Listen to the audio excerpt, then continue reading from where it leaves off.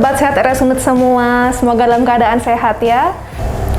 Senang sekali pagi hari ini saya Dr. Indah bisa menemani Sobat Sehat semua dalam acara Bincang Pagi bersama RS Unut. Sobat Sehat semuanya, pagi hari ini kita akan membahas topik yang dekat banget sama kehidupan kita sehari-hari. Siapa sih yang nggak punya masalah sama karang gigi? Kayaknya hampir kita semua ya. Nah, hari ini kita akan bahas itu bersama dengan dokter gigi kita yang sangat cantik, sangat berpengalaman. Kita akan bahas tentang scaling gigi pada masa pandemi. Nantikan ya.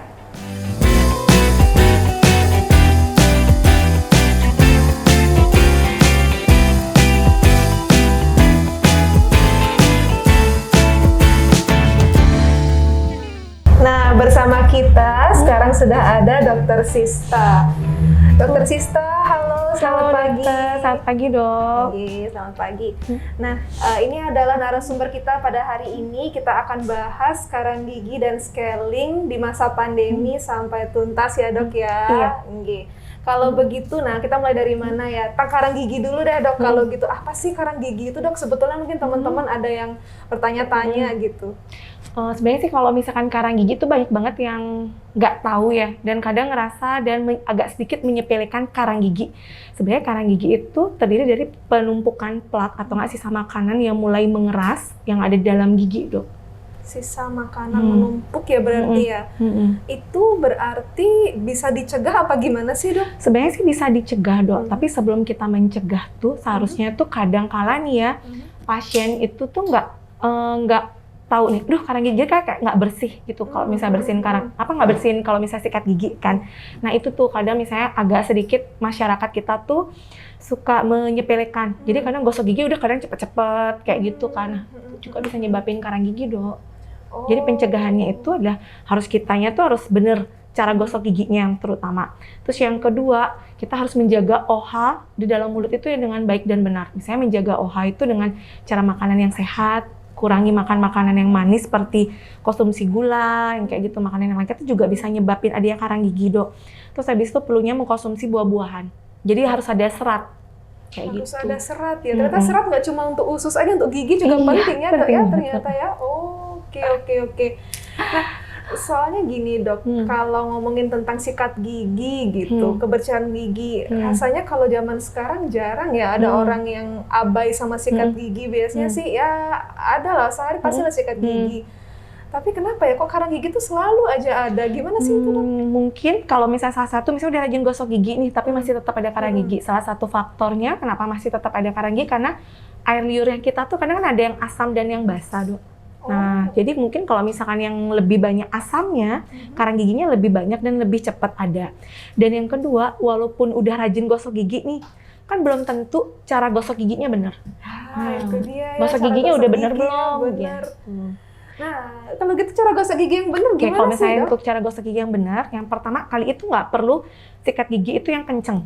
Kadang-kala nih ya, kita ngerasa kalau sikat gigi yang kenceng dengan yang keras banget tuh, itu nyebabin kayak gigi kita tuh bersih banget. Itu salah. Gitu ya, Jadi kalau misalnya yang benar itu adalah pilihlah bulu sikat yang halus, jadi nggak perlu yang kasar. Jadi yang bulu sikat yang di datarannya itu halus, dan habis itu nggak perlu yang mahal atau yang penting halus aja. Terus habis itu cara gosok giginya itu, untuk gigi yang di depan, itu cara gosok giginya itu dengan satu sisi, Dok. Jadi kalau misalnya ambil atas aja. Jadi atas ke bawah. Kadang kan pasien atau nggak kita tuh gosok gigi gini. Nah gitu. Jadi selain menggosok giginya keras, itu juga bisa nyebabin daerah pada gusi kita tuh dia terkikis, Dok. Jadi akan banyak masalah gigi jadinya. Selain nyebabin karang gigi, gusi kita tuh juga akan terkikis. Jadi cara gosok giginya pada satu sisi aja. Itu pelan-pelan aja. Nah untuk gigi samping, sering banget nih pasien itu gosok gigi itu akan seperti kayak gitu. Jadi semakin keras menggosok, semakin kencang, itu akan semakin bersih gitu. Itu salah. Jadi gosok gigi itu dengan cara muter. Gerakannya itu dengan cara muter, terus untuk bagian dalam itu dibawa keluar. Kayak gitu, Dok. Karena kan mereka itu gosok gigi udah yang penting kencang aja, yang penting cepet-cepet kayak gitu, udah clear gitu. Nah kadang nih beberapa pasien ya, kalau misalnya kita yang kayak gini, terlalu banyak pasta gigi itu juga bisa nyebabin gigi kita tuh kayak ada spotnya tuh loh, Dok. Nah, itu nggak usah terlalu banyak pasta giginya tuh, nggak usah. Yang penting pasta giginya tuh mengandung fluoride. Habis itu jumlahnya itu maksudnya seberapa sih ngolesin pasta giginya gitu hanya sebesar biji jagung. Jadi nggak usah seberapa ukuran pasta gigi. Apa sih kayak sikat gigi? Sepanjang Nah, bulu itu nggak sikatnya perlu. ya. Oh, sedikit Hanya aja sedikit ya. aja. Jadi hemat dong kita ya. hemat ya saat pandemi. Sekaligus ya giginya bersih tapi hemat juga ya dok ya. Oh. Terus habis itu juga kadang kan pasien nih ngerasa kok gusi udah berdarah, cepat banget berdarah ya. Iya. Nah, kadang gosok gigi nih kok gusiku berdarah kenapa ya? Nah, itu karena ada salah satu karang gigi itu awal mulanya kita tahu bahwa oke, berarti di dalam mulut kita tuh ada karang gigi. Kayak gitu. Oh, Jadi sudah mulai ada peradangan pada gusi, Dok. Oh, Kayak jadi gitu. itu. Jadi teman-teman kalau misalkan gosok gigi waktu buang buang hasil kumurannya lihat-lihat ya ada darah atau enggak dari sana ya bisa lihatnya dok ya. Ah, saya baru tahu tentang itu. Oke. Menarik ya. Kalau gitu berarti karang gigi itu sebetulnya ada ya dok ya cara Setiap orang itu mencegahnya. pasti punya karang gigi, Dok. Punya, ya. Cuman tergantung dia banyaknya sama maksudnya tebelnya. Ada sampai yang udah kelihatan gitu kan. Kadang nih beberapa pasien ya dok ya. Jadi mereka itu kurang memikirkan kecantikan. Sebenarnya kalau misalnya gigi kan salah satu untuk kecantikan kan ya. Jadi kayak kalau misalkan punya gigi yang sehat, senyum pun jadi indah gitu Betul kan. sekali. Nah, jadi penting banget ya. Jadi kalau misalnya sambil ngaca gitu ngeliat, oh kayaknya ada putih-putih nih di antara sela-sela gigi, itu juga udah tanda-tanda ada karang gigi. Gitu ya berarti ya. Jadi bisa dilihat juga ya. Artinya kita sendiri pun juga bisa ngelihat oh ini yang namanya karang gigi gitu ya. Oke. Nah, kalau misalkan ada nih ternyata sobat sehat mungkin ada yang langsung ngaca di rumah langsung lihat-lihat gitu. Oh, ternyata saya punya nas harus ngapain dong kita dok? Yang pertama itu harus ke dokter gigi tentunya. Oke, ternyata itu yang nomor satu ya. Pertama harus ke dokter gigi, rajin kontrol ke dokter gigi. Habis itu kita harus ada tindakan yang namanya scaling, dok. Scaling. Jadi scaling itu adalah salah satu cara untuk membersihkan karang gigi. Jadi karang gigi itu nggak cuma bisa hilang dengan cara gosok gigi, dok. Jadi emang harus dengan scaling. Oke, berarti scaling itu sebetulnya suatu prosedur rutin ya Iya, seharusnya harus 6 ya? bulan sekali minimal kita check up ke dokter gigi. Minimal 6 bulan sekali ya untuk scaling. Nah, apa sih scaling itu sebetulnya dok? Prosedurnya kayak gimana sih? Kalau scaling itu adalah tindakan kayak kita pengambilan karang gigi, cuman menggunakan alat atau enggak sih kayak alat ultrasonik gitu loh dok. Jadi diambil misalnya ini ada gigi kita, ada gusi. Jadi kita ambilnya dari celah situ untuk ambil karang gigi. Mengangkat karang gigi itu dengan menggunakan alat ultrasonik, dok. Alat ultrasonik. Nama alatnya keren. Sakit nggak, dok? Nyeri sedikit. Nyeri sedikit ya. Oh, itu berarti karang giginya kan diangkat dengan alat itu gitu ya. Kalau misalnya dengan tangan atau nggak dengan tusuk gigi biasa nggak akan bisa, dok. Karena dia sudah mengeras di jaringannya. Begitu, jadi nggak cukup dengan sikat gigi, korek-korek sendiri pun juga nggak bisa, Maya harus dengan alat itu ya. Oke, 6 bulan sekali ya rekomendasinya ya dok ya. Menarik. Wajib kah dok, siapa sih yang boleh lakukan scaling, siapa yang enggak gitu misalnya? Kalau misalkan scaling, mungkin anak di umur SMP mungkin sudah mulai 10, 11, 12 tahun sudah bisa melakukan scaling. Mungkin kalau misalnya untuk anak-anak kan mungkin kurang dok ya. Maksudnya ya udah dengan cara, jadi kita edukasi untuk kesehatan giginya aja yang lebih penting. Jadi dilihat gimana dia benar atau nggak gosok giginya. Jadi minimal mencegah terjadinya karang gigi. Cuman kalau misalnya untuk anak yang sudah berumur 10 tahun, mereka sudah mulai ada yang rajin gosok gigi, ada yang nggak kan ya. Karena kan sudah di luar pengawasan orang tua tuh. Jadi dimulai saat itu kita sudah bisa melakukan scaling. Sudah bisa ya sebetulnya. Oke. Kalau mau scaling itu apa sih yang harus kita persiapkan gitu dok? Kan gimana ya, ke dokter gigi aja rasanya udah takut gitu ya. Enggan. Ini kita aduh giginya punya karang, malu banget nggak sih dok ke dokter gigi, buka mulut, belum lagi aduh nggak tahu ada bau apa di dalam kayak gitu. Gimana sih dok, apa sih harus kita persiapkan sebetulnya? Kalau misalkan yang perlu kita siapin sebenarnya sih mental ya. Terus kalau misalkan dokter gigi di sini nih dok, di RS Unut itu kita itu akan menyambut pasien dengan hangat. Kadang kan orang takut banget ke dokter gigi ya. Jadi mereka tuh aduh dokter gigi tuh serem banget loh, maksudnya masuk ke ruangan aja. Nah tuh udah sugesti mereka tuh kayak udah yang dokter gigi tuh galak atau apa. Nah, tapi kalau di RS Unut kita punya 3 dokter gigi umum nih. Jadi kita dua dokter gigi perempuan dok. Saya dokter Sista dan ada dokter Wiras dan ada dokter Arya Stawa itu cowok. Maksudnya laki-laki dok ya. Itu tuh nggak galak. Jadi akan menyambut pasien dengan baik gitu ya. Ya kan siapa sih yang nggak mau ketemu dokter gigi udah cantik. Jadi nggak usah takut buat ke dokter gigi. Betul. Kalau misalnya di RS Unut pun juga kita memisahkan nih dok antara pasien COVID dengan pasien non COVID dok ya. Jadi nggak usah takut untuk, aduh berani nggak sih kita periksa gigi ke rumah sakit yang khusus COVID. Jadi kan kita kayaknya RS Unut tuh udah terkenal dengan rumah sakit khusus COVID gitu ya. Jadi kayaknya baru lewat rumah sakit Unut tuh banyak pasien COVID. Nah kayak gitu. Tuh tenang aja, kita memisahkan dari ruangan, dari gedung. Jadi gedung poli rawat jalan itu sudah terpisah dengan pasien yang sudah yang lewat COVID dok. Jadi dari awal masuk pasien itu datang, kita screening dulu dok. Jadi pasiennya apakah pernah demam, apakah pernah ada gejala demam batuk pilek. Jadi kita tensi dulu, kita cek suhunya dulu. Kemudian setelah itu apakah pasien itu menggunakan BPJS atau tidak, apakah pasien umum. Jadi kalau misalkan memang setelah itu udah diperiksa screening, jadi itu langsung ke pendaftaran, kemudian naik ke lantai 1 itu polinya. Jadi jauh, maksudnya kita sudah punya alur sama jalur-jalur dok. Jadi terpisah gitu antara pasien COVID dengan yang non COVID. Jadi nggak usah takut ke dokter gigi. Apalagi di RS Unut itu aman banget. Oke, aman ya berarti ya. Dan kemudian kita di ruangan pun dok, kita pun ruangan kita tuh sudah bertekanan negatif dok. Iya. Jadi kita sudah tenaga kesehatannya itu sudah menggunakan prokes yang sesuai anjuran pemerintah. Jadi tenang banget, aman banget. Kemudian kita pun sudah menggunakan suction ekstraoral. Jadi pada saat pasien membuka mulut itu sudah kita istilahnya kayak suction. Jadi kayak di udara maksudnya aerosolnya itu sudah kita diangkat kayak gitu lah modelnya. Jadi maksudnya tuh ada semacam alat gitu dok ya. Jadi alat ini akan menghisap gitu. Jadi kan pasien buka mulut biasanya aerosol kan kemana-mana gitu kan gitu ya. Benar. Nah itu sudah ada alatnya yang untuk menghisap ya. Berarti aman ya dok ya. Iya, aman ya. Jadi nggak menyebar gitu ya. Jadi nggak usah takut deh kalau misalnya mau ke rumah sakit Unut untuk periksa gigi ya. Nah, kebetulan kita lagi ada promo nih dok. Jadi promo untuk bersihin scaling, itu misalnya pembersihan karang gigi itu cuma 200.000 aja. Wow. Gitu. Jadi udah tidak dikenakan biaya lain-lain, hanya 200.000. Hanya 200.000 aja. Jadi selain mental, cukup bawa uang 200.000 udah bisa. Gigi udah, saya datang punya karang gigi, pulang udah bersih dok. Gitu. Wow, kapan lagi nih ada promo kayak gini ya dok ya?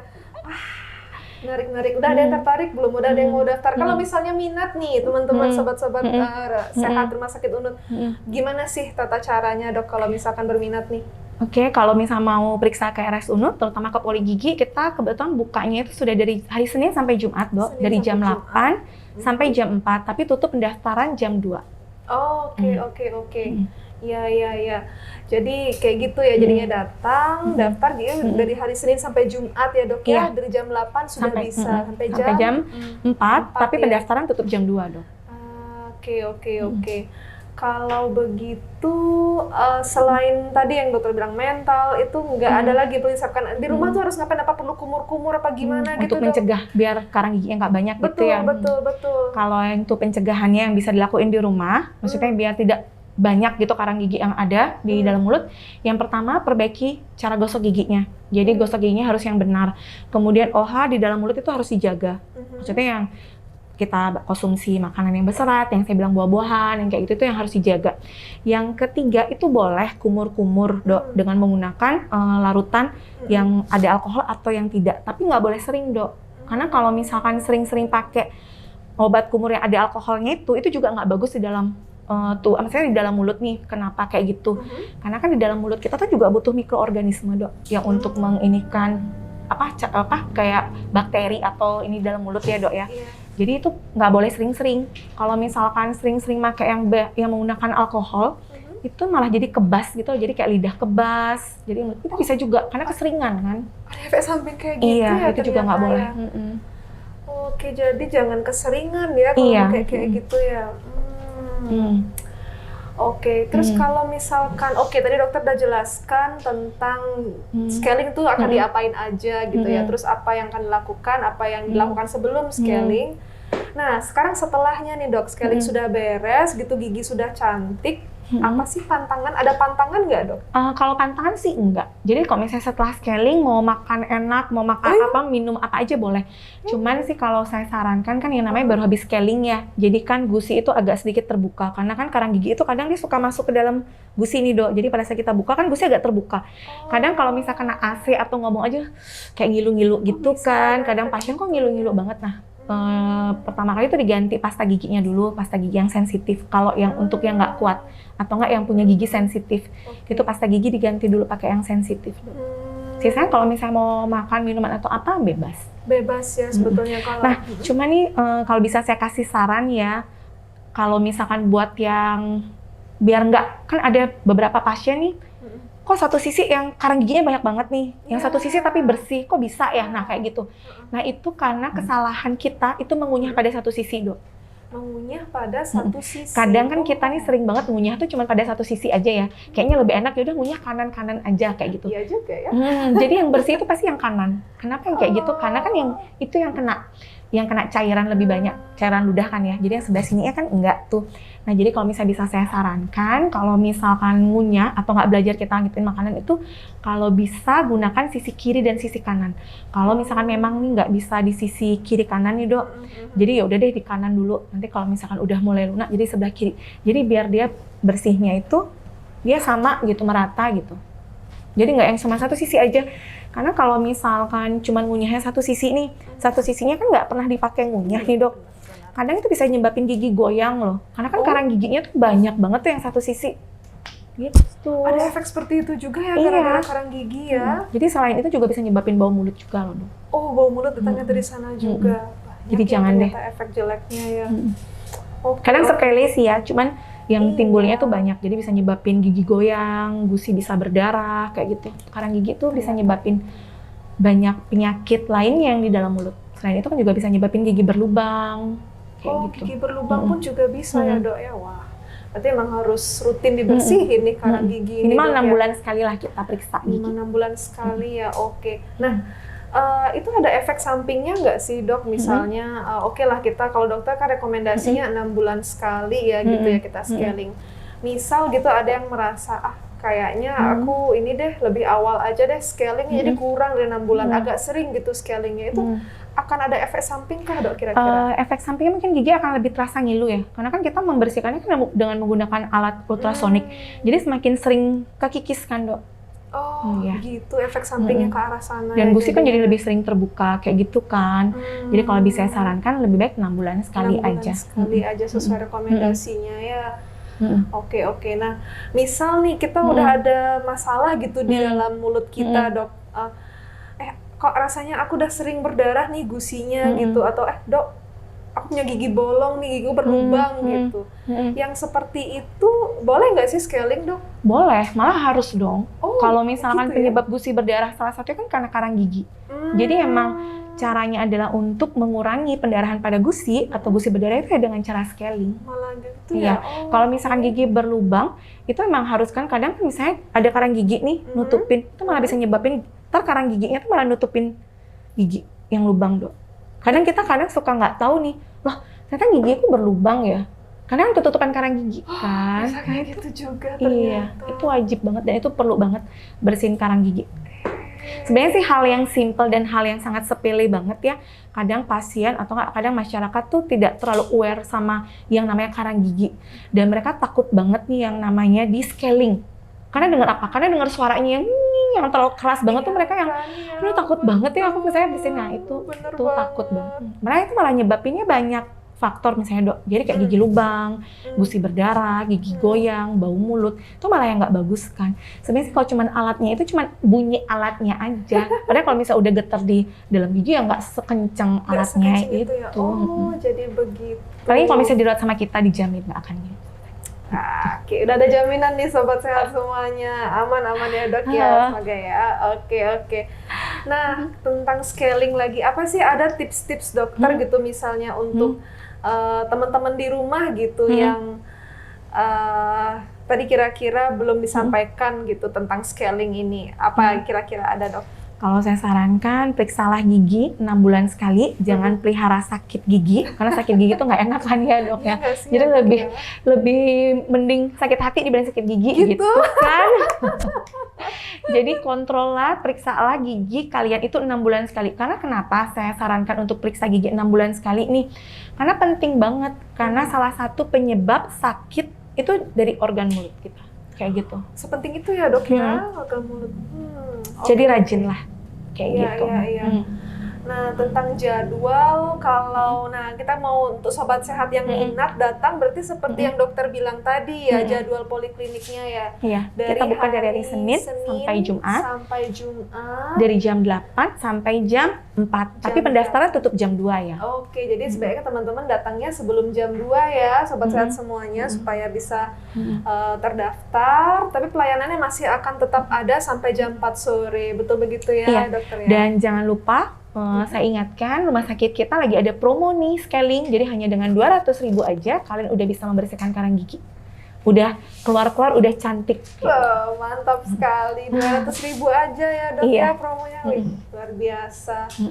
Oke deh kalau begitu.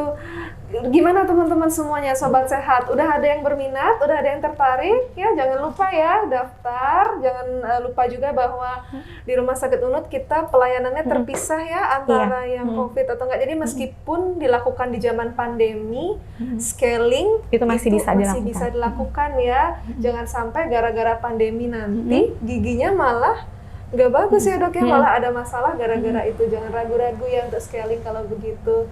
Oke, dokter Sista gimana? Apakah ada yang mau disampaikan lagi kira-kira? Cukup, saya cuma mengingatkan hanya kontrol gigi 6 bulan sekali. Oh, Kalau Sunut ya tentunya ya. Iya, jangan lupa kontrol gigi tiap 6 bulan sekali. Iya, kesini. Ke poliklinik gigi Rumah Sakit Unut ya sobat sehat, jangan lupa ya. Oke, dokter Sista terima kasih banyak sama dokter. Semoga informasinya. yang saya berikan bermanfaat buat sobat RS Unut ya.